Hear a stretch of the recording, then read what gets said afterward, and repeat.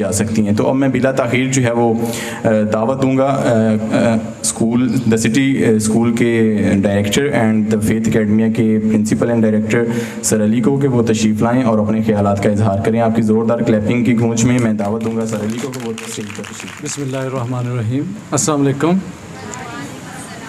हाँ जी बच्चों, कैसे हैं आप सब? ठीक हैं? आई होप कि मैट्रिक के जो पेपर्स हैं आप लोगों के अच्छे हुए होंगे और फर्स्ट ईयर के सोन चल रहे हैं, सेकंड ईयर के भी, और 9th वालों के लिए बेस्ट विशेस, अल्लाह उनके पेपर अच्छे करे।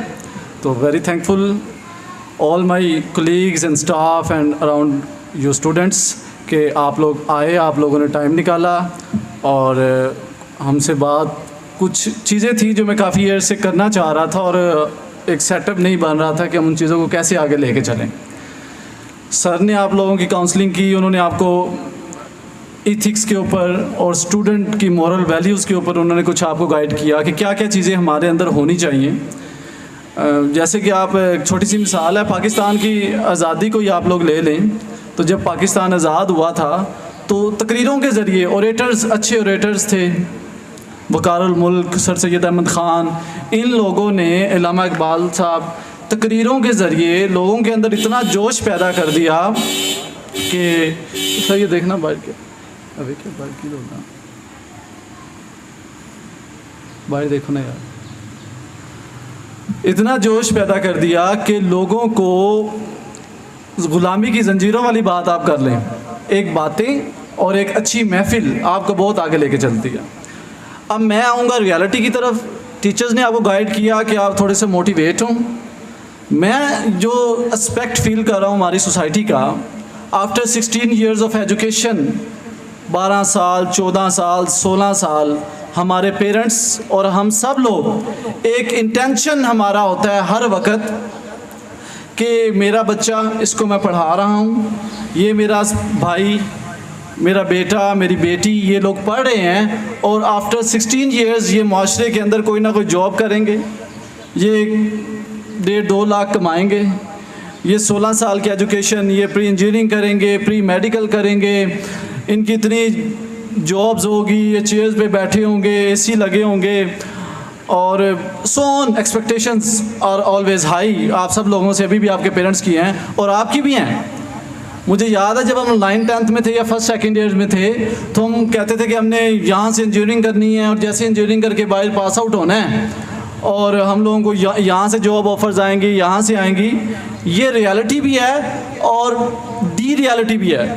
रियलिटी हो सकती है अगर आप बहुत ज़्यादा मेहनत करें और अपने एम्बिशन को स्ट्रॉन्गली, डिटर्मिनेशन के साथ उसको पिक करें, फिर ये हो भी सकता है।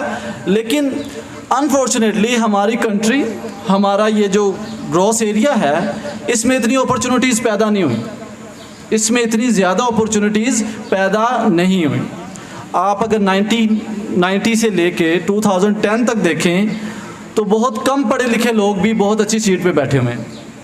ऐसे स्कूल्स के हेडमास्टर्स हैं, ऐसे इंजीनियर्स हैं जिन्होंने 12 पढ़ी हुई और डिप्लोमास किए हुए हैं, और एक टीचर है जो यंग एमफिल किया हुआ है, पीएचडी की हुई है, वो उसके नीचे काम कर रहे हैं, और जो प्रिंसिपल हैं वो मैट्रिक है, सेकंड ईयर किया हुआ है। और तब हमारे माशरे में इतनी ज़्यादा पढ़ाई नहीं थी और जॉब क्रिएशन बहुत ज़्यादा थी, जिसकी वजह से जो जितना पढ़ता था, लाइक इवन कि आप देख लें कि बड़े बड़े आईजी, डीआईजी, एसपी, एसएचओ आप पिछले 10-20 साल पुराने देख लें तो उनकी भी क्वालिफिकेशन इससे ज़्यादा नहीं होगी, और उनके नीचे जो कांस्टेबल है वो एमफिल करके आया हुआ है।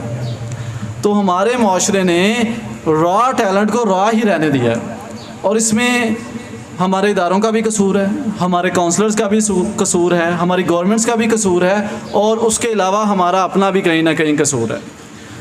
उसकी वजह कि हम लोगों ने ये तय कर लिया, ये सोच लिया कि हम बस 12, 14, 16 करेंगे और हम जॉब्स करेंगे।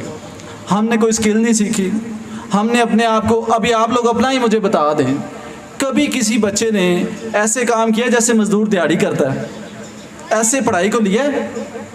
एक मज़दूर जब डेली बेस पे 8-10 घंटे, इस टाइम उसकी क्या हालत हुई होती है, सारा दिन मेहनत करता है और उसको 800, 1200, 1000 रुपया मिलता है, इससे ज़्यादा नहीं। हम लोग कैसे पढ़ते हैं? सुबह उठना जी 12 बजे, 11 बजे, 12 बजे ये हमारे टाइम है।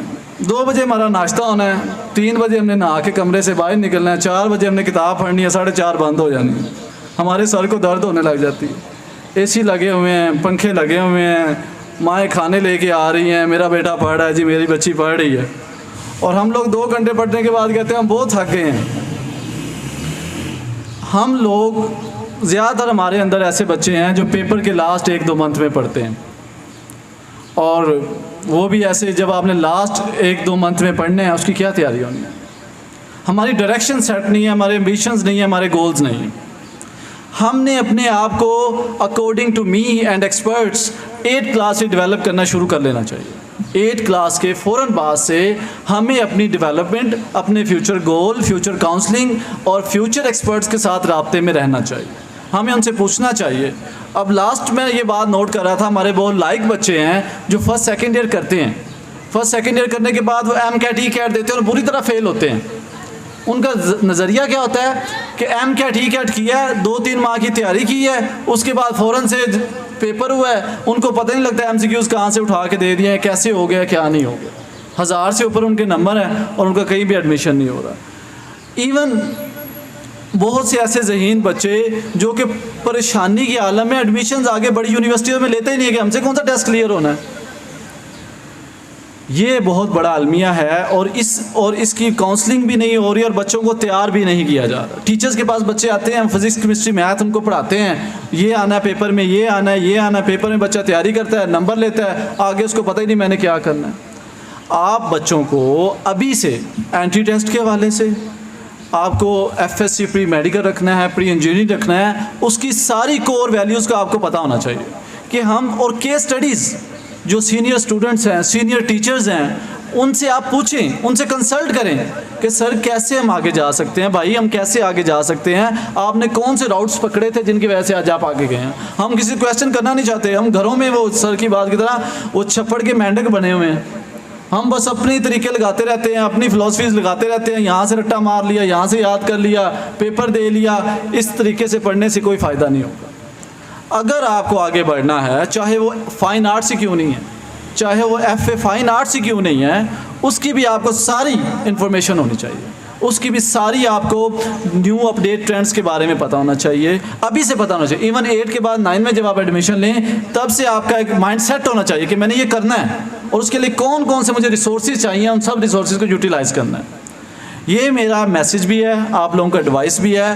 काइंडली अपने फ्यूचर के साथ फेयर हो जाएं। We are not fair. और फिर एंड पे हम क्या कहते हैं, फिर हमारा जो प्रोडक्ट है, एंड पे जो एंड रिजल्ट प्रोडक्ट बनता है, वो सारा फेलियर होता है, वो किसी नतीजे में नहीं पहुंचता।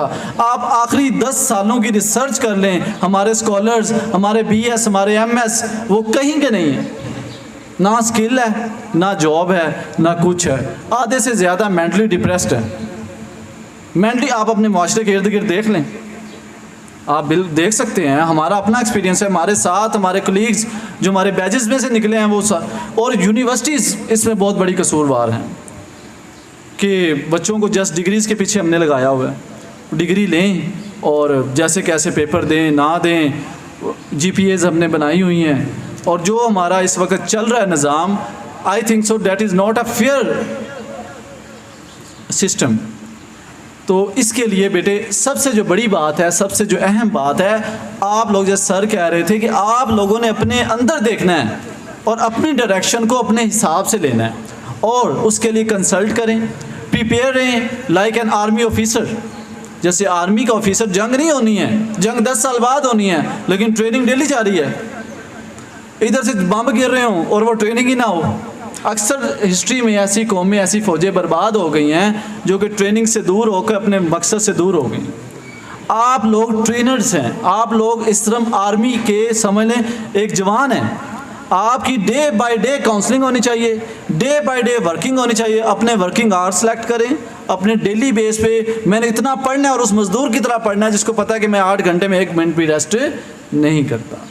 विजन के साथ, मेहनत के साथ जब आप करेंगे फिर आपके रास्ते खुले होंगे। अगर आपने पढ़ाई को रिलैक्स लिया, अगर आपने इन चीज़ों को बिल्कुल सस्ते में लिया, तो बेटे 4, 5, 6 साल बाद आपका प्रोडक्ट रिज़ल्ट कुछ भी नहीं होगा। आप वही डिग्रीज़, वही पेपर्स उठा के फिरते रहेंगे और उसके बाद आप लोग इस माशरे को कहेंगे यार पढ़ने का कोई फ़ायदा ही नहीं है, ये नहीं है।